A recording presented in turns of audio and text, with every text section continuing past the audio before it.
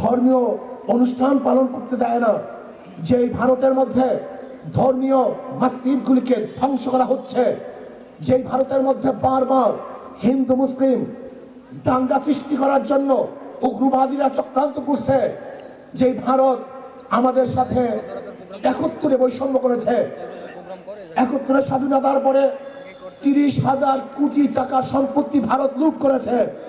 আপনি জানেন 71-এ এই ভারত আমাদের বাংলাদেশ থেকে বাথরুমের ভালো ভালো টেপগুলি নিয়ে গেছে, বাথরুমের ভেসিনগুলি নিয়ে গেছে, যেই ঘরের মধ্যে ভালো আলমারি ছিল সেই আলমিরাগুলো পর্যন্ত ভারত নিয়ে গেছে। আপনারা জানেন ভালো গাড়িগুলি ভারত আমাদের থেকে চুরি করে ভারতই নিয়ে গেছে। আমাদের দেশে হাজার অস্ত্র ভারত ডাকাতি করে নিয়ে গেছে। ভারত আমাদের সাথে আজ পর্যন্ত ভালো বন্ধুত্ব পরিচয় দিতে পারেনি। 25 সালা গোলামী চুক্তির মাধ্যমে ভারত আমাদেরকে গোলাম বানিয়েছে। ভারত ফারাক্কা বাদ দিয়ে আমাদেরকে মরুভূমিতে পরিণত করেছে, আমাদেরকে না খেয়ে মারার চক্রান্ত ভারত করেছে। আজ পর্যন্ত নদীগুলো 54টা নদীর আজ পর্যন্ত পানির সমাধান ভারত করতে পারে নেই।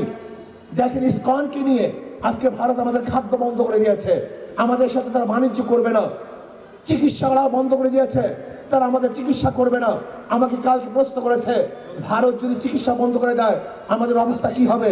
আমি বলছি খুব ভালো হবে, আমাদের দেশে ভালো ভালো হসপিটাল আমরা নির্মাণ করব।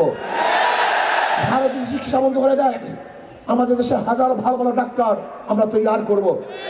ভারত যদি খাদ্য বন্ধ করে দেয় আমাদের বাংলাদেশের প্রত্যেক মানুষ আমরা কৃষক হয়ে যাব, আমি নিজেও কৃষক হয়ে যাব। বাংলাদেশে 1 ইঞ্চি মাটি খালি থাকবে না যেখানে কৃষি করা হবে না। ভারত যদি আমাদের পানি বন্ধ করে দেয় তাহলে আমরা তাদের সাথে যুদ্ধ করে আমাদের ন্যায্য অধিকার আমরা আদায় করব।